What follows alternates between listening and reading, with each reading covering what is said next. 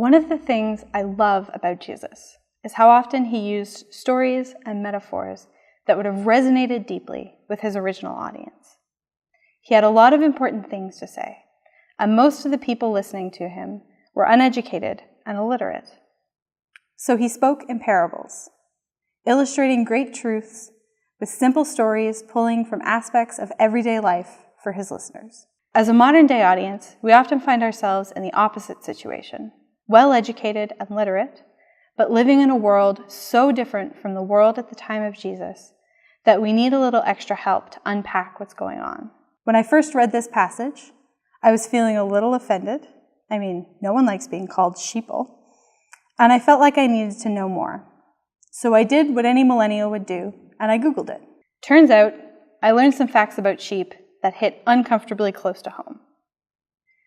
One fact is that sheep are incredibly short-sighted. While my physical vision isn't great, my spiritual vision can often be even worse. I often find myself having a hard time seeing God's plan, the long game, and end up focused on whatever is right in front of me. Sheep also like to stick together and prefer to follow a leader rather than try to figure things out on their own. That was pretty familiar to me too. Sheep also have a tendency to run away whenever they get scared or they think something's going wrong. And because they're short-sighted, often find themselves lost and unable to get back home once they've run away.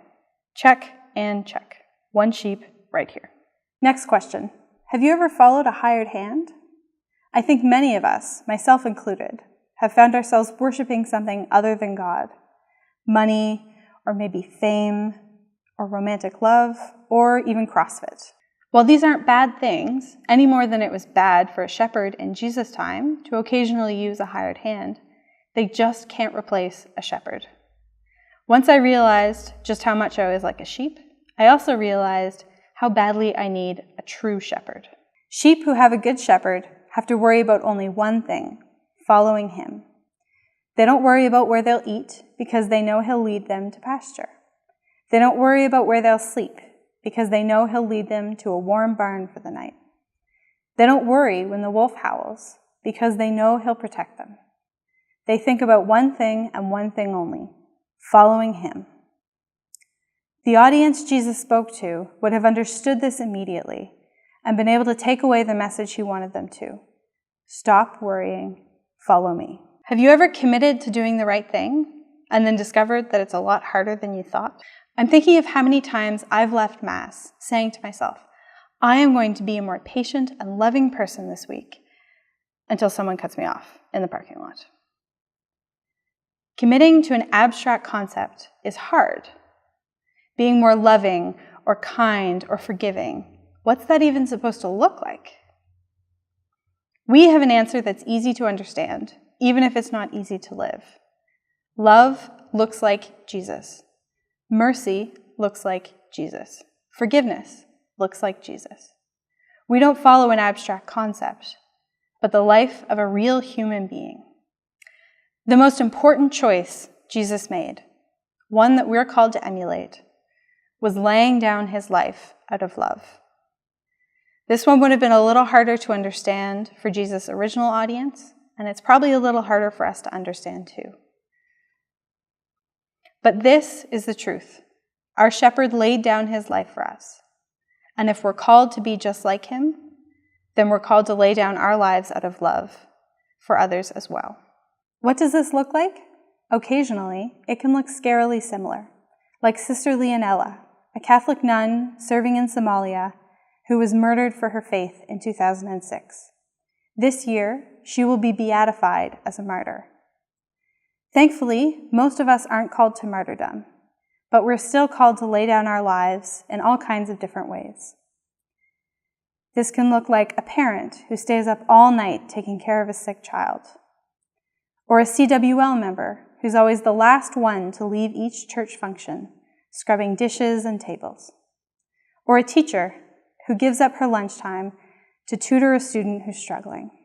These might seem like ordinary tasks, but we can infuse even the most basic sacrifices with prayer, turning them into an opportunity to offer ourselves up, to love someone else by putting their needs ahead of our own desires. This isn't easy, but the good news is we're not doing it alone.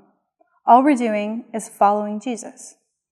To do this, it's essential that we're rooted in Scripture, because this is where we learn about what kind of person he is.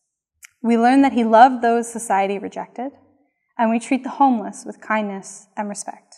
We learn that he was occasionally filled with righteous anger when he encountered wrongdoing, and we speak up on political issues of injustice. We see the way he loved and respected his mother, and we care for our aging parents. We see how much love and compassion he had for children, and we show them the same. All of these are ways to lay down our lives for others. We can't imitate a stranger. If we want to follow Jesus, we have to get to know him deeply through Scripture and personal prayer so that we're able to follow him in every part of our lives.